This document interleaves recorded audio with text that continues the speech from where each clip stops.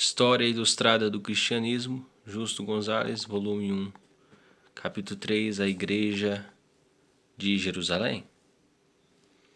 Os que acolheram a sua palavra foram batizados, e naquele dia juntaram-se a eles quase 3.000 pessoas. Atos capítulo 2, versículo 41. O livro de Atos dá a entender que houve, desde os inícios, uma forte igreja em Jerusalém. Mas, depois dos primeiros capítulos, esse mesmo livro diz muito pouco acerca daquela comunidade original. Isso se entende, pois o propósito do autor de Atos não é escrever toda uma história da igreja, mas antes mostrar como, por obra do Espírito Santo, a nova fé foi se estendendo até chegar à capital do império. O restante do Novo Testamento diz ainda menos acerca da igreja de Jerusalém, pois a maior parte dos livros do Novo Testamento trata acerca da vida da igreja em outras partes do império. Isto quer dizer que, ao tentarmos reconstruir a vida e a história daquela primeira igreja, deparamos com a desafortunada escassez de dados. Entretanto, lemos cuidadosamente o Novo Testamento e acrescentando alguns pormenores de outros autores dos primeiros séculos oferecem,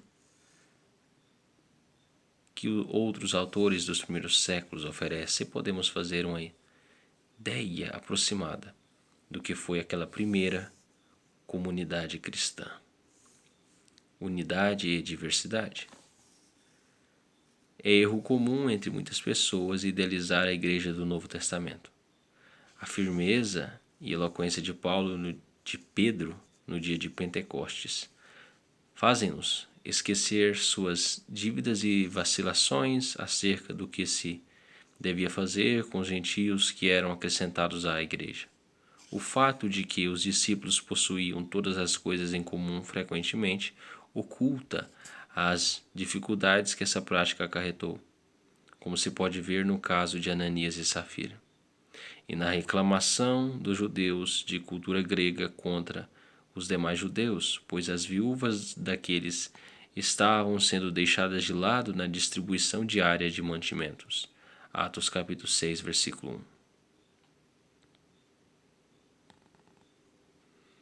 1. Esse último episódio, que se menciona como que de passagem em Atos, indica que já na igreja primitiva começavam a se refletir algumas das divisões que existiam entre os judeus em Jerusalém. Conforme mencionamos no capítulo anterior, durante vários séculos, a Palestina esteve dividida entre os judeus mais puristas e aqueles de tendências mais helenizantes. É a isto que se refere Atos 6:1, ao falar dos gregos e dos hebreus. Não se trata aqui verdadeiramente de judeus e gentios, pois ainda não havia gentios na igreja, segundo o próprio livro de Atos dá a entender mais adiante. Mas se trata de dois grupos entre os judeus. Os hebreus eram os que conservavam todos os costumes e o idioma de seus antepassados, enquanto os gregos eram os que se mostravam mais abertos com relação às influências do helenismo. É possível que alguns deles tenham sido judeus que haviam regressado a Jerusalém depois de viver em outros lugares, talvez em alguns casos por várias gerações. Em todo caso, a maior parte deles levava nomes gregos, e é de supor que, além do aramaico da região, falavam também o grego. Logo, a disputa a que se refere Atos é uma desavença entre cristãos de origem judaica, mais uns, por assim dizer, mais judeus que outros. Como resultado desse conflito, os 12 convocaram uma assembleia que elegeu as 7 pessoas para servir às mesas. O sentido exato dessa função não está de todo claro, porém não há dúvida de que os 12 esperavam que os 7 se dedicassem a trabalhos administrativos. enquanto eles seguiriam pregando. Duas coisas, no entanto, são indubitáveis ao lermos todo o livro de Atos. A primeira delas é que os 7 eram representantes do grupo dos gregos. Todos eles tinham nomes gregos e que o propósito de sua eleição era, então, proporcionar certa representação desse grupo. A segunda é que, desde muito cedo, pelo menos alguns dos 7 se dedicaram também à pregação e à tarefa missionária. Atos 7 é dedicado a Estevão, um dos 7, que realizava feitos extraordinários e grandes sinais entre o povo. Atos capítulo 6, versículo 8. Ao ler o testemunho de Estevão diante do concílio, percebemos que sua atitude em relação ao templo não é muito positiva. Atos capítulo 7, versículo 47 até 48. O concílio, composto principalmente por judeus anti-helenistas, nega-se a escutá-lo e o apedreja. Isso contrasta com o modo que o mesmo concílio havia tratado Pedro e João, que foram postos em liberdade depois de serem açoitados. Atos capítulo 5, versículo 40. Além disso, é notável o fato de que, quando eclodiu a perseguição e os cristãos foram obrigados a fugir de Jerusalém, os apóstolos puderam permanecer na cidade santa. E, quando Saulo saiu em direção a Damasco para perseguir os cristãos que encontraram refúgio nessa cidade, os apóstolos ainda estavam em Jerusalém e, pelo que parece, Saulo não se preocupou com isso. Tudo isso nos leva a concluir que os membros do concílio e o sumo sacerdote se preocupavam mais com os cristãos gregos do que pelos hebreus. Como dissemos, tanto uns como os outros eram de origem judaica. E não há dúvidas de que os membros do concílio viam no cristianismo uma heresia que era necessário combater. Mas, a princípio, essa oposição parece ter sido dirigida principalmente contra os judeus gregos, que se haviam feito cristãos. A perseguição contra os apóstolos desabou tempos depois, em Atos capítulo 12. Imediatamente depois de narrar o testemunho e a morte de Estevão, Atos passa a relatar a atividade missionária de Filipe, outro dos 7. Filipe fundara uma igreja em Samaria. Os apóstolos enviaram Pedro e João para supervisionar esse trabalho. Logo tornou-se patente que já começava a formar-se uma igreja fora do âmbito da Judéia, igreja não fundada pelos apóstolos. Não obstante, os 12 seguiam desfrutando de certa autoridade sobre toda a igreja. Depois disso, começou-se a falar de Paulo, Atos capítulo 9, e a igreja fora da Palestina tornava-se cada vez mais o centro da narração. Isso não é de se estranhar, pois o que sucedeu foi que os judeus gregos que se haviam feito cristãos serviam de ponte através da qual a nova fé passou ao mundo gentio. E logo a igreja contou com mais membros entre os gentios do que entre os judeus. Portanto, a maior parte de nossa história versará sobre o cristianismo entre os gentios.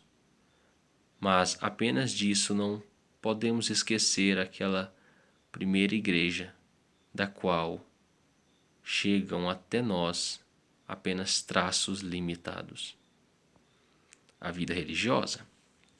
Os primeiros cristãos não criam que pertencessem a uma nova religião.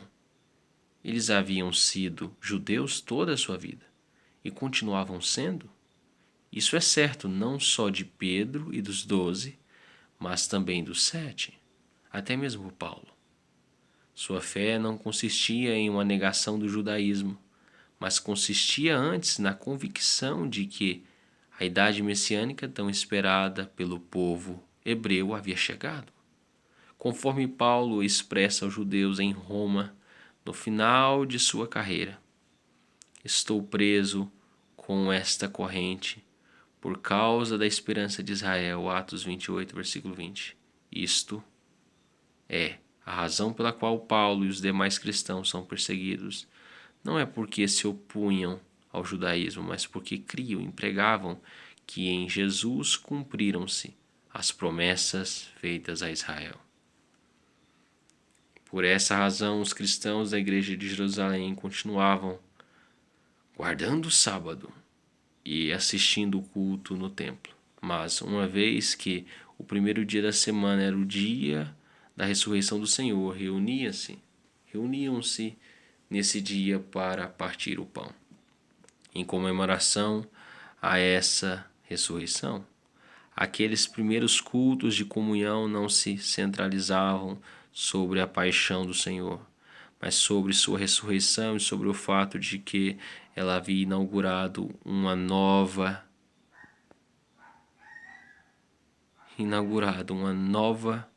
era.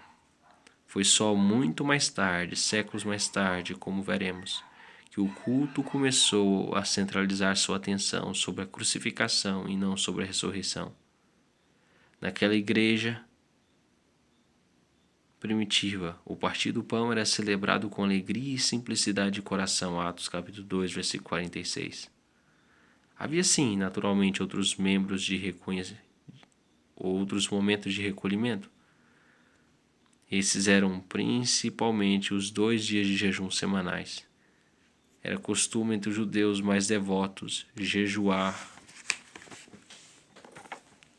2 dias por semana, e os primeiros judeus seguiam o mesmo costume, ainda que muito cedo começassem a observar 2 dias diferentes.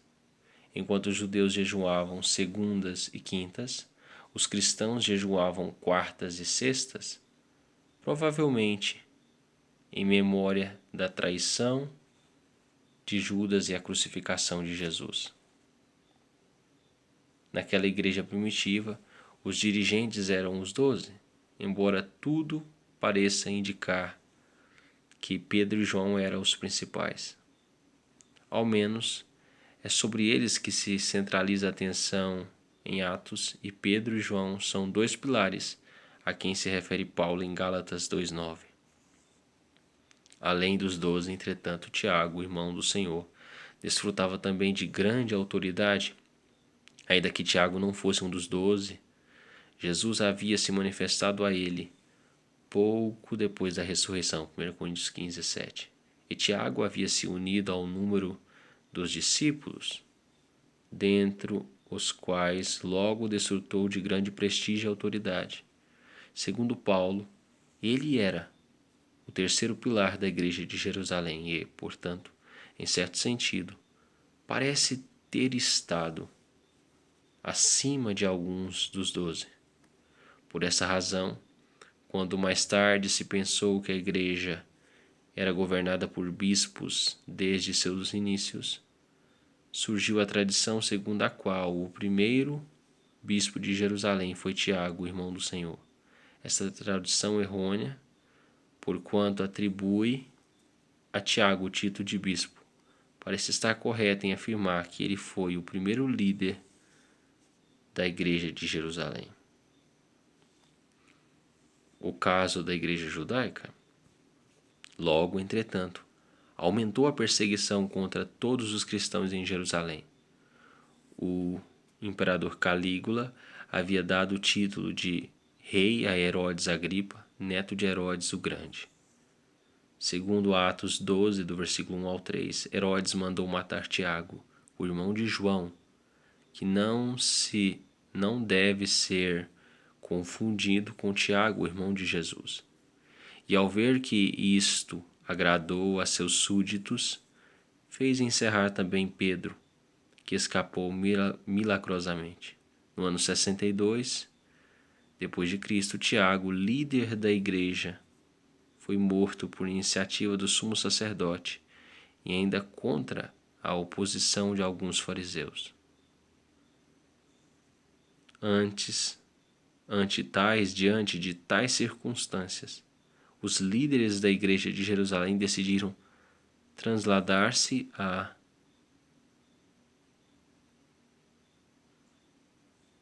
Pela, uma cidade ao outro lado do Jordão e gentia em sua maioria.